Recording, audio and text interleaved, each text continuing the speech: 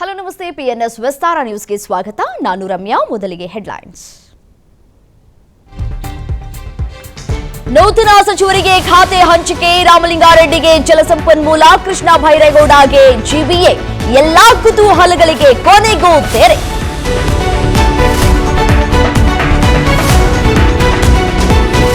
ರಾಜ್ಯಸಭಾ ಚುನಾವಣೆಗೆ ಎಐಸಿಸಿಯಿಂದ ಅಭ್ಯರ್ಥಿಗಳ ಪಟ್ಟಿ ಪ್ರಕಟ. ಕರ್ನಾಟಕದಿಂದ ಮಲ್ಲಿಕಾರ್ಜುನ ಖರ್ಗೆ ಸೇರಿ 3 ಹೆಸರು ಘೋಷಣೆ.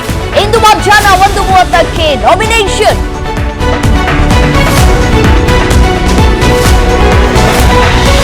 ಮೇಲ್ಸೇತುವೆ ನಿರ್ಮಾಣದ ವೇಳೆ ಕ್ರೇನ್ ಉರುಳಿ ಅವಘಡ.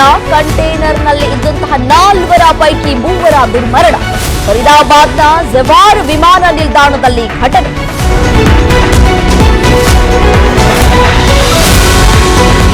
ಟಿಎಂಸಿಯಲ್ಲಿ ಬಂಡಾಯದ ಬಿರುಗಾಳಿ. ಸ್ವಯಂಕೃತ ಅಪರಾಧಗಳಿಗೆ ದೀದಿ ಪಕ್ಷ ಬಲಿ. 5 ದಿನಗಳಲ್ಲಿ ಮಮತಾ ಬ್ಯಾನರ್ಜಿಗೆ 3 ಸಲ ಮುಖಭಂಗ.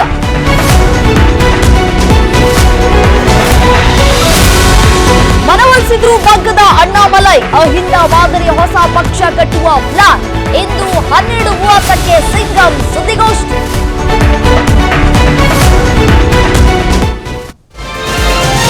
ವಿಸ್ತಾರ ನ್ಯೂಸ್, ನಿಖರ ಜನಪರ.